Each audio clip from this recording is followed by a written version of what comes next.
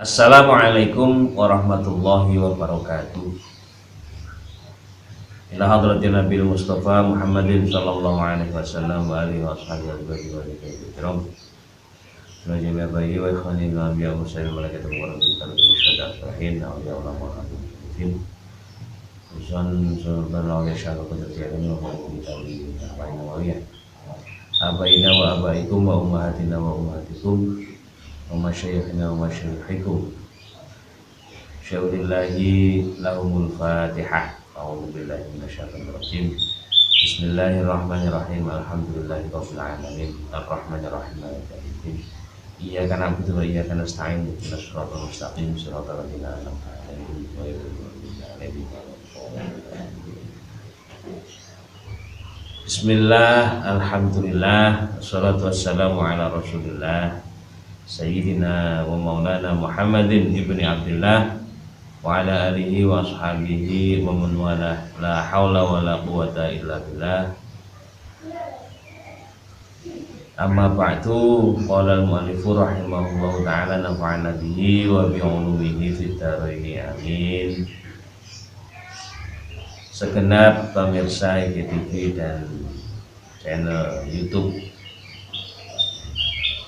channel UYP, PKPT UYP dari Universitas Yudharta yang saya hormati dan semoga dirahmati oleh Allah Subhanahu wa taala. Alhamdulillah, pada segmen kali ini kita masuk pada hadis yang selanjutnya, yakni al-hadisus sadis. Hadisus sadis, hadis yang ke-6. Bismillahirrahmanirrahim. An Abi Abdillahi An-Nu'man bin Bashir, dari sahabat Abdullah bin Nu'man, dari sahabat Abdullah Nu'man bin Bashir, beliau mengatakan, sami'tu Rasulullah yaqul, saya mendengar Rasulullah SAW bersabda, innal halala, sesungguhnya sesuatu yang halal itu bayinun, sudah jelas. Wa innal harama, dan sesungguhnya sesuatu yang haram itu bayinun, juga jelas. Wa bainahuma, dan diantara kedua-duanya, yakni halal dan haram, umurun, ada beberapa perkara, mustabihatun, yang masih remang-remang. Jadi la ya'lamuhunna, yang mana perkara ini tidak banyak yang tahu. Kasirun minan nasi, sebagian besar atau sebagian banyak manusia. Faman ittaqa syubhat,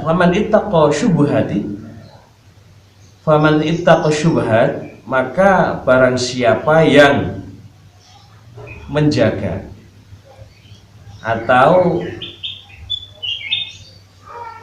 berusaha untuk menghindari syubhat, faqad istabro'a, maka benar-benar orang ini sudah terbebas atau tidak mempunyai tanggungan didinihi, terhadap agamanya, wa irdihi, dan keperwiraannya atau kehormatannya. Dari hadis ini bisa kita ambil kesimpulan bahwa sebenarnya segala sesuatu yang bersifat halal itu sudah jelas. Yang bersifat halal itu sudah jelas. Yang bersifat haram pun itu juga sudah jelas. Artinya halal sebagaimana yang telah diterangkan ini juga sudah bisa dipahami dengan mempelajari beberapa ketentuan daripada kehalalan tersebut. Dan haram sendiri juga bisa dipahami dengan ketentuan yang sudah ada, ketentuan haramnya tersebut. Tetapi ada beberapa hal yang memang masuk dalam kategori syubhat. Syubhat itu remang-remang itu gimana? Tidak jelas. Kalau bagi orang-orang yang tidak memahami ini termasuk halal atau tidak atau haram,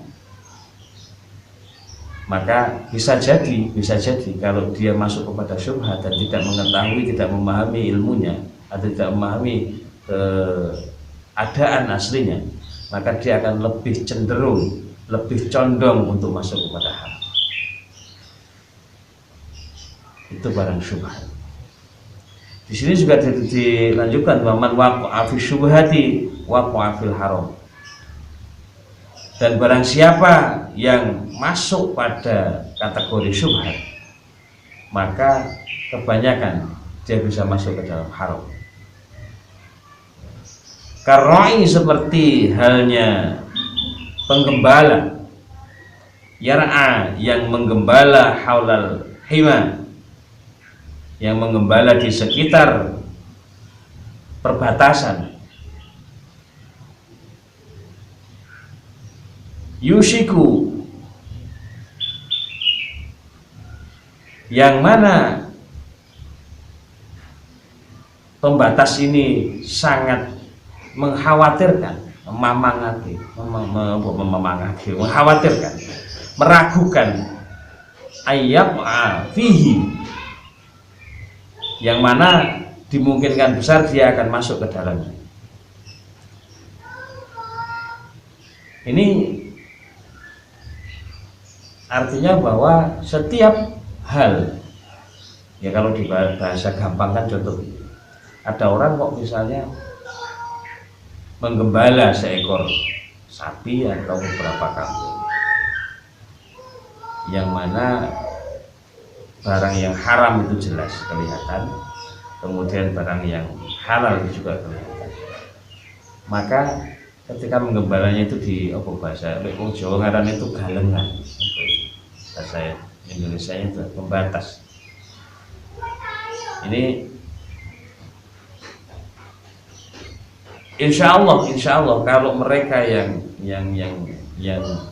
menggembala bisa tahu, oh ini yang tidak boleh, ini yang boleh, itu bisa mengarahkan.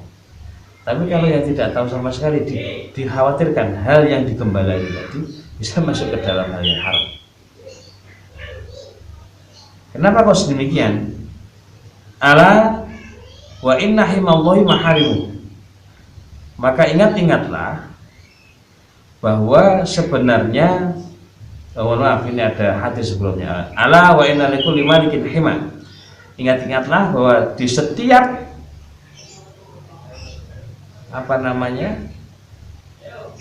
yang memiliki atau malikin, yang memiliki itu hima atau batasan. Ala, dan ingatlah wa inna himallahi maharimu. Sesungguhnya batasan dari Allah itu adalah hal-hal yang diharamkan agar supaya tidak diterjang. Nah, dari sini bisa kita pahami bahwa untuk memahami ini tadi haram atau halal itu butuh keilmuan dan butuh pemahaman. Apalagi sekarang ini, kalau dulu sempat pernah ramai bagaimana dengan perbankan. Ada bagian ulama yang memang kekeh, tidak salah juga, kekeh terhadap literatur atau tekstual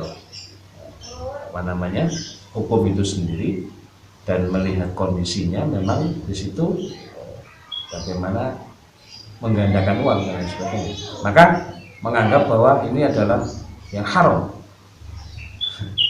Karena ini haram, ya jelas nggak boleh. Pada waktu itu para ulama menetapkan seperti itu. Tapi kemudian ada beberapa ulama yang mencoba mengambil jalan tengah. Karena saat ini terkadang kita tidak bisa lepas dari lingkaran perputaran keuangan, dan biasanya saat ini, apalagi sekarang ini di zaman digital seperti ini tidak lepas dari yang namanya perbankan. Maka para ulama mengambil hilah, bagaimana kira-kira sesuatu itu tadi yang sebenarnya tetap haram, tetapi bisa menjadi halal karena sesuatu. Nah, saya kasih sedikit gambaran. Ini mungkin sebuah sebuah kias. Orang laki-laki dan perempuan itu kalau gandengan tangan bisa haram, tetapi bisa juga orang laki-laki dan perempuan ini gandengan tangan itu bisa halal dan bahkan sunnah. Apa yang membedakan? Ternyata yang membedakan di sini adalah akadnya. Kalau laki-laki dan perempuan bersama-sama gandengan dan belum diikat dalam satu ikatan pernikahan, akad nikah, maka apa yang mereka lakukan ya jelas haram. Tapi kalau memang sudah terikat dalam satu ikatan akad nikah, apa yang dia lakukan itu kan sesuatu yang halal dan diperbolehkan. Maka kemudian beberapa ulama ada yang mengambil kiasi, kemudian bagaimana membuat dunia perbankan yang awalnya itu adalah riba ini menjadi sesuatu yang bisa bisa dilakukan oleh kaum muslimin. Maka diher menjadi perbankan syariah, dan ini tidak salah karena dalam perbankan syariah sendiri sudah melalui prosedur pengujian ukut, bagaimanakah cara bertransaksi tapi menggunakan akad yang syar'i, seperti akad